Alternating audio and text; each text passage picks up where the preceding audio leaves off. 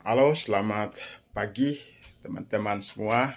Selamat hari Minggu, selamat beribadah bagi sahabatku yang beragama Kristen dan bagi yang lain selamat berlibur di hari Minggu ini.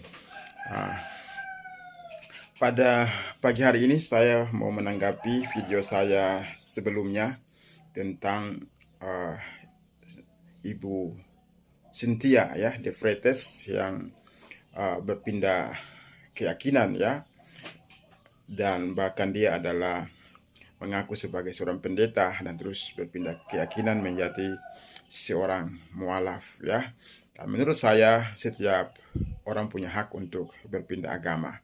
Tapi yang menurut saya sesuatu yang tidak pas adalah ketika kita menjadikan agama itu sebagai jembatan untuk mengejar popularitas, mengejar keuntungan finansial, ya, atau motivasi-motivasi yang lain.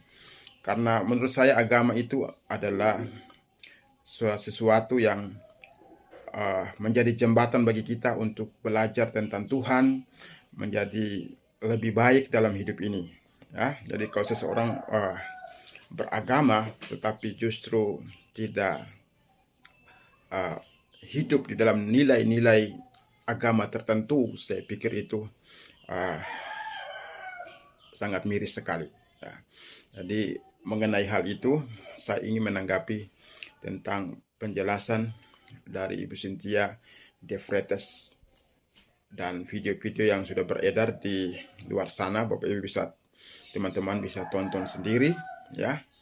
Nah, yang pertama yang saya ingin tanggapi mengenai kejanggalan mengenai status kependetaannya.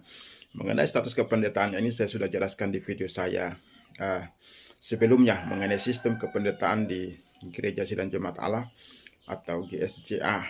Karena Ibu Cynthia ini adalah mantan, dia memiliki punya suami ya, mantan suaminya adalah salah satu pendeta yang bergabung di organisasi GSJA daerah Maluku.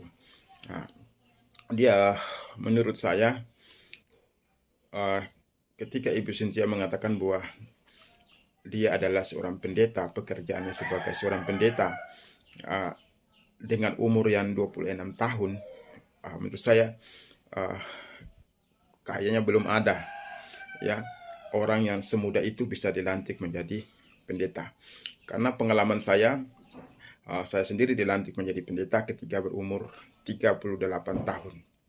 Ya, mulai melayani berumur 22 tahun. Ya, 38 tahun baru bisa dilantik. Jadi sangat janggal kalau umur 26 tahun sudah dilantik menjadi seorang pendeta. Nah, itu tanggapan saya yang pertama. Yang kedua adalah Ibu Cynthia juga mengatakan bahwa dia adalah lulusan dari sebuah universitas di Bali, ya, universitas Kristen pastinya ya, karena menghasilkan para pelayan Tuhan, para pendeta, ya. Nah, kebetulan saya juga adalah salah satu alumni sekolah teologi di Denpasar, Bali, ya, dari 2004 sampai 2008 ya.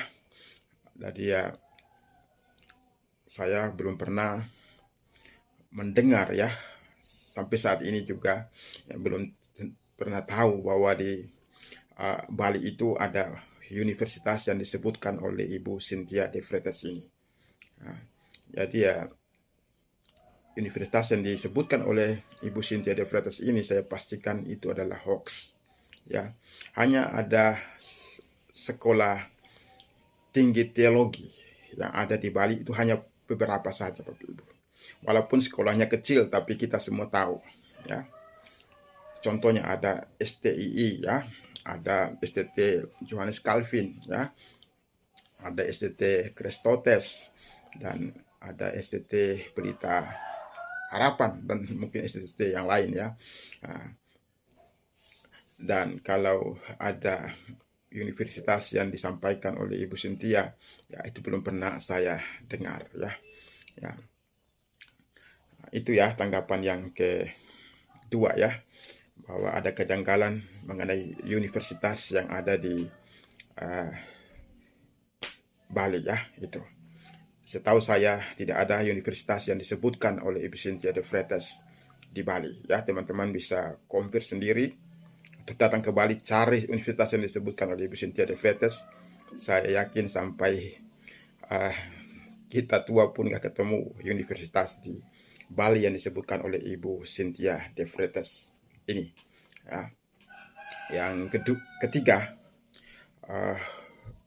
mengenai asal ya dari Ibu Cynthia ini ya. Dia mengatakan bahwa ibunya pribumi, sedangkan ayahnya seorang keturunan Belanda ya.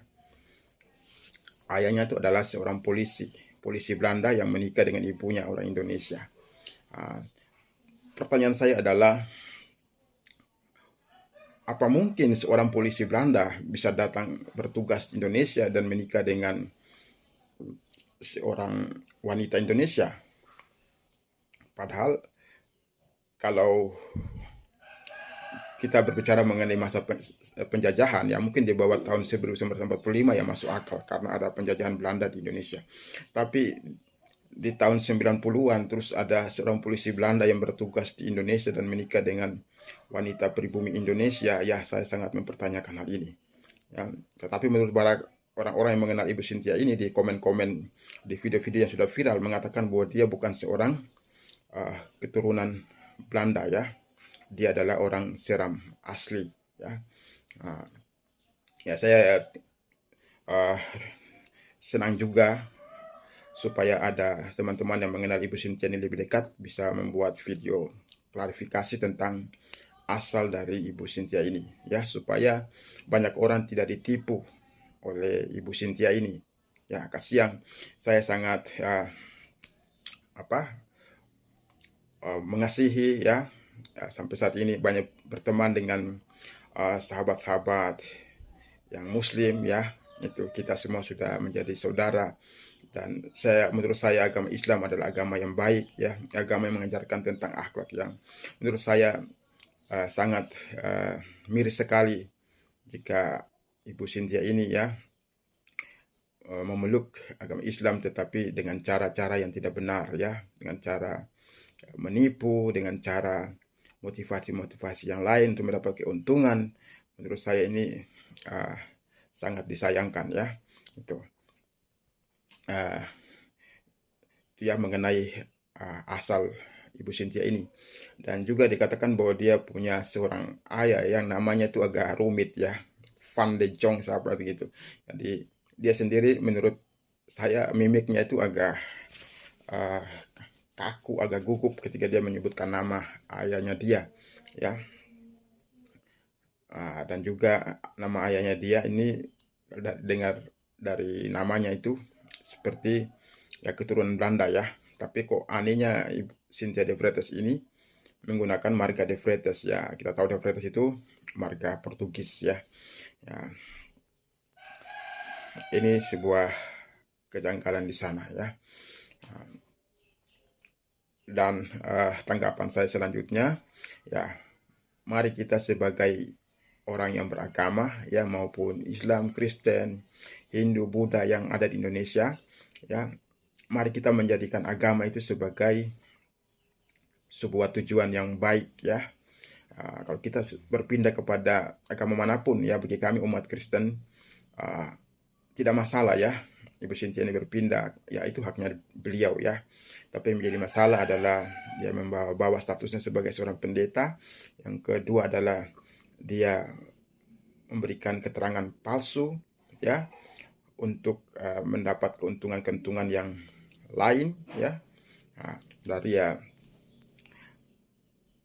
Dari dia untuk menjadi seorang mualaf ini. Jadi bagi teman-temanku yang beragama Muslim ya, supaya lebih selektif dengan para mualaf yang menjadi mualaf untuk mencari keuntungan ya. Ada ya, kita dengar di Indonesia banyak yang ngaku sebagai anak kardinal, padahal kardinal sendiri tidak pernah menikah.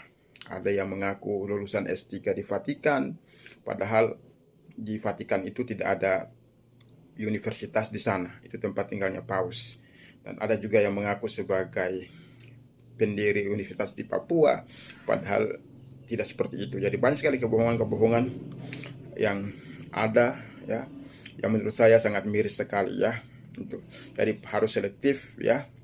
Kalau orang yang benar-benar mau memeluk sebuah agama itu harus diteliti supaya motivasinya benar dalam memilih agama dan tujuannya benar dalam memeluk sebuah agama, ya. Jadi nggak perlu dengan kebohongan-kebohongan, karena memeluk agama itu harus dengan kejujuran, ya, tujuan yang benar, motivasi yang benar, dan itu yang akan menjadikan dia sebagai seorang pemeluk agama yang berkualitas, ya.